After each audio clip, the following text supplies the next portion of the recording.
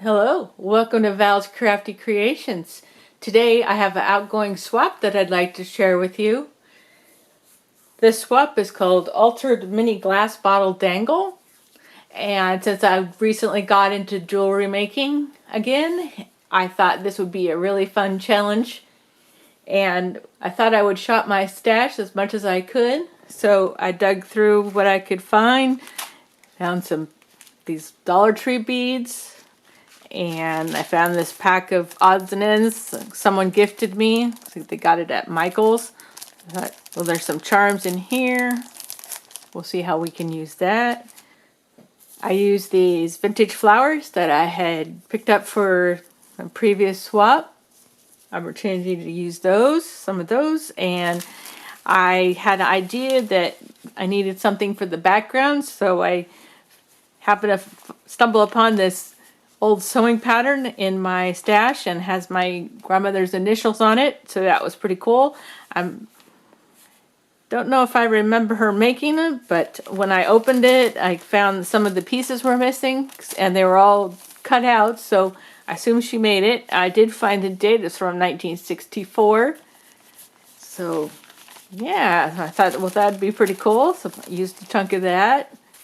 And then I had these vintage bags in my stash, so I used pretty much all of one.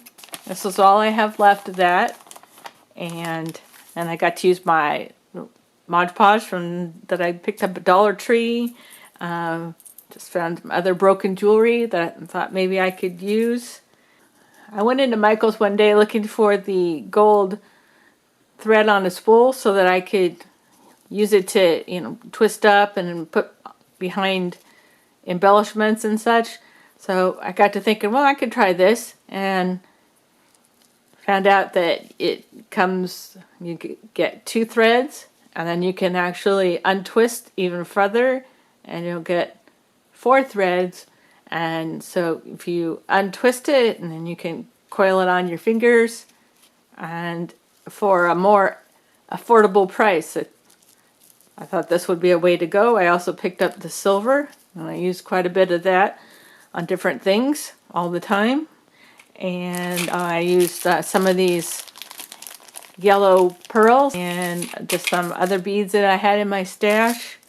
And I had the one that's in between these 2 sizes that I ended up using. And because they came with the chain, that was great. And I already have that ready to go. So, and this is the chunk that I have left. You'll see I shortened it. I had to go into the bead store. That's the only craft store that we have local here. And I found the little caps that I needed to make my dangle hang from the bottle, because I was kind of struggling with that. Couldn't quite figure out how I was going to do that, but found these out of the right color head pins and jump rings. So hubby was kind enough to run back to the bead store and grab me those. This was also the opportunity to use my new hole punch pliers. I found those at Michael's website. I wanted to use those for bottle cap charms. So yeah, got that now. Oh, and then I found this bag of old broken jewelry. Tried to figure out what I could use from that. First of all, I created this background to hold the charm as part of the bag, and I just put it on, stiffen it up with some craft paper. Since it's a glass bottle, I didn't wanted to have a solid way of sending it, and just a little bit of the seam binding and the brown that I had dyed. But here you go. It's on the chain. And yeah, here's the ladies from the bag. They were advertising their dresses for $5 each, and here's a little bit of the description. And I inked it with my vintage photo, and you can see the caps here on the end. And then, yeah, use my E6000 to put that on there, and the sewing pattern is the background. And yeah, here's the 3 ladies. And it came out a little dark, but I was really going for the vintage theme.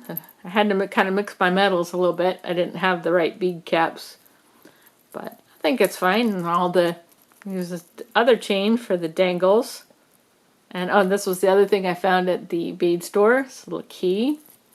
And here's the charm from the little Michael's pack. It's in 1914. I thought that was really pretty. In the right colors. So yeah. Well, I hope my swap partner likes it. It sure was a lot of fun creating it once I wrapped my brain around it and tried to figure out what I was going to do. And here's I practiced my wire wrapping on several of the beads. Oh, and here's the little hand charm I had in my stash, and it didn't have the hole in it. It was just hollow, so those pliers worked out perfect for that. The little hole, and yeah, so I'm just gonna stick it in here. I'll make sure it gets wrapped in a lot of tissue and in a bubble mailer. So there's that. And then actually I'm going to be sliding it into this little paper bag I picked up at Michael's, and I just created a little bag topper with slide over and tuck right in there, and I used a part of the pattern as a background and little flowers. I used this punch tree trim and a few of the flowers. So that'll be in there. Nice presentation. And here's some of the gold embroidery floss, and I just made a little simple bag topper. I just used these dies that I had got from Donna, the little stitch labels. They were made a perfect little bag topper. Made one in craft and one out of the paper bag. Layered them up, flower on top. I did staple it this time, but I reversed the staple so it's not sharp on the back. And then I hid the sharp points with the flower. That's my tip from the previous videos. Just making a nice presentation. Just a simple little bag topper. Dresses up my little goodie that I'm sending. And then I thought I'd share some of these jewel border stickers in the white from Dollar Tree. Everybody loves those. And then I also have the rub-on transfers.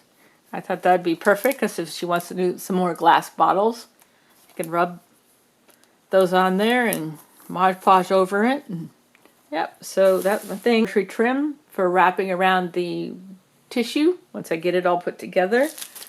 And today I just have the gold polka dot bag. I really like to use the bags after I've wrapped everything in tissue because then it makes a package more weatherproof. Go ahead and slip this to the side, and then let me share with you what my swap partner said. Okay, looks like she did use a bubble mailer inside the other one. That looks like the charm. Let's see. Yep. Okay. And some goodies in here. Oh, look at that. It looks like a little card. Yep. Thanks so much for swapping with me. Hope you like your swap sister, Tonya. Here's her glass bottle dangle. Oh, look. A little mermaid charm. And a fish. And a starfish. And a star. And a starfish. What did I say? A seahorse. Mermaid fish. Really cute. Oh, and look. And so it's a note in a bottle. And she's inked the edges and kind of ripped the edge and tied it in a string. That's so adorable. And let's get it turned around here. We got some ribbons and twine. Really cute. That's awesome. I like those. Really, really clever idea. Super cute. Okay, let's check out the goodies here.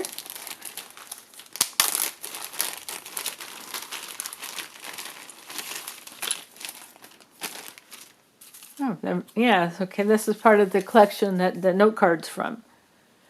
Super cute little red truck pick. And a few of these, I love these little things.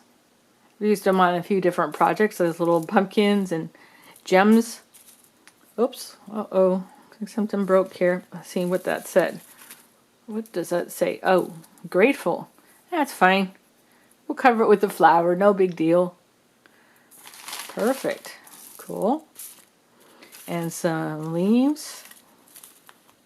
You can never have too many of these in your stash when you're doing fall projects. And here's a sunflower pick. I haven't seen those, and this looks pretty. And a little raffia bow with a button on it. Put that on something. Maybe that would cover that little leaf card. And a really pretty napkin. Wow, that's awesome. A little popcorn bag, style bag in orange and white.